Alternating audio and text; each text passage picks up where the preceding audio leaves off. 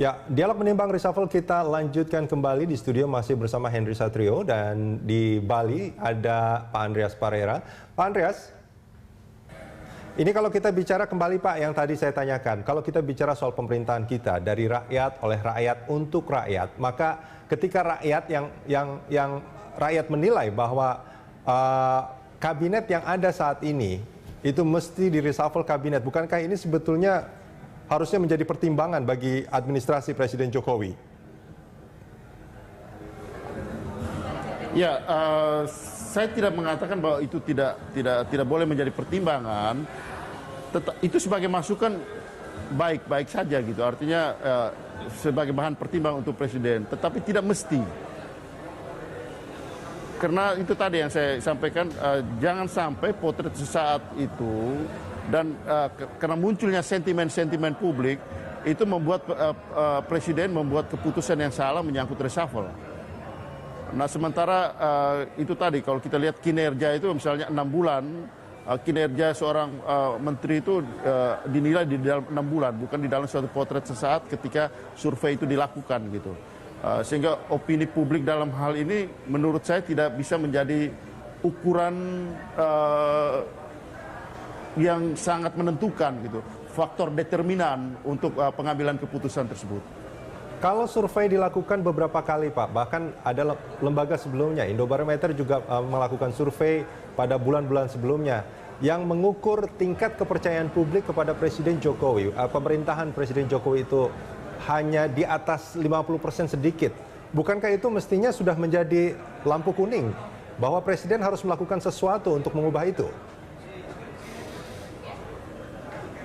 Ya, saya juga mengerti soal survei gitu. Ada orang sebut dengan longitudinal survei.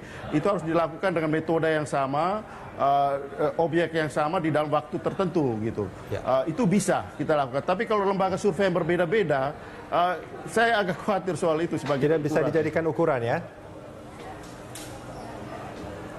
Saya kira tidak bisa kita pakai sebagai ukuran untuk pemerintah mengambil keputusan. Baik. Kecuali kalau itu tadi ada metode atau sistem survei yang disebut longitudinal survei itu dilakukan dengan objek yang sama di dalam rentang waktu yang panjang.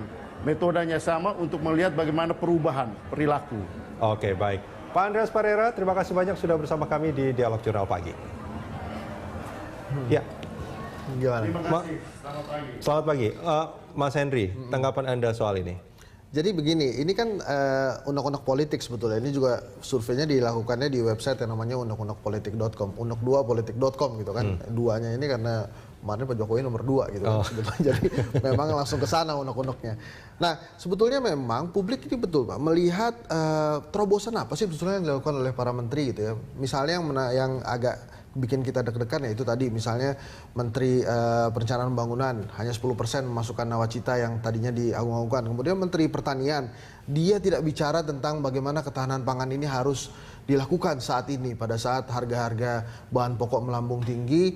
Kemudian malah ada isu traktor yang diangkat lagi gitu kan. Menteri Pertanian ini dia harus bicara gitu bahwa di tangan dialah ketahanan pangan rakyat Indonesia ini terjamin gitu. Kemudian ada juga beberapa menteri yang melakukan terobosan walaupun skopnya sangat sektoral gitu. Misalnya Menpora sekarang lagi dengan PSSI, PSSI-nya tidak pernah berprestasi. Ini mesti gimana ini PSSI, apakah dibukukan saja atau diganti saja atau didiamkan? Nah ini kan juga terobosan juga seorang Menpora berani mengkonfrontir organisasi yang namanya PSSI yang selalu berlindung di bawah FIFA. Nah kemudian juga rakyat pasti akan menilai subsidi BBM dicabut bagus atau tidak. Kalau menurut saya pribadi bagus. Untuk diarahkan ke infrastruktur bagus, untuk diarahkan ke pendidikan juga bagus. Tapi jangan lupa Mas Rudi, ada yang lebih dekat dari itu, apa perut rakyat gitu. Jadi tidak fair juga kalau subsidi kan BBM dicabut. Gimana? Tadi kan yang disampaikan oleh Pak Andreas Parera, ada dua hal mungkin yang menjadi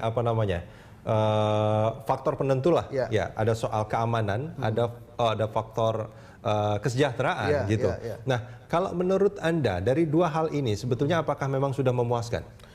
Kalau keamanan, alhamdulillah kan kita aman-aman saja. Walaupun Presiden kemarin terlalu lama memutuskan gesekan antara KPK dan Polri. Bahkan sampai hari ini pun Presiden belum mengangkat kepala Polri definitif. Nah ini harusnya memang segera diselesaikan. Itu kan berarti hubungannya dengan DPR juga kan? Ya, tapi kan ada kaitannya dengan keamanan yang tadi Mas Rudi bilang. Nah, kalau masalah kesejahteraan ini yang bikin kita deg-degan juga, yaitu seperti tadi saya bilang, ini perut rakyat diserahkan ke mekanisme pasar. Akhirnya mau beli apa-apa susah karena harga-harga juga masih melambung. Bahkan dolar kita, rupiah kita tuh melemah, terburuk sejak 98. Nah, ini memang kan hal-hal yang memang harus segera diselesaikan oleh Presiden dan rakyat seperti saya misalnya itu kan melihatnya bisa jadi pragmatis. Ini kalau misalnya tim saya kalah terus gitu, ini kan pasti ada pemain-pemain yang mesti diganti gitu. Ya. Dan menurut Anda kapan mestinya reshuffle itu dilakukan?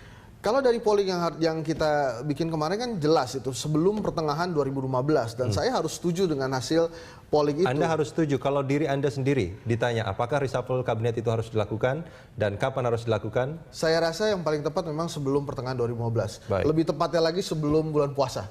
Kenapa seperti itu? Karena di bulan puasa itulah harga-harga kesejahteraan rakyat itu akan itu kan setelah bulan puasa kemudian ada hari raya biasanya harga-harga kan melambung tinggi naik. Ini kan udah naik nih. Ini kalau ditambah lagi puasa nih kayak gimana nih? Makanya menurut saya sih lebih pas memang sebelum pertengahan 2015 sehingga pada saat setelah Lebaran menteri-menteri baru ini bisa mulai bekerja dan memang mengejar apa yang dicita-citakan Jokowi JK lah.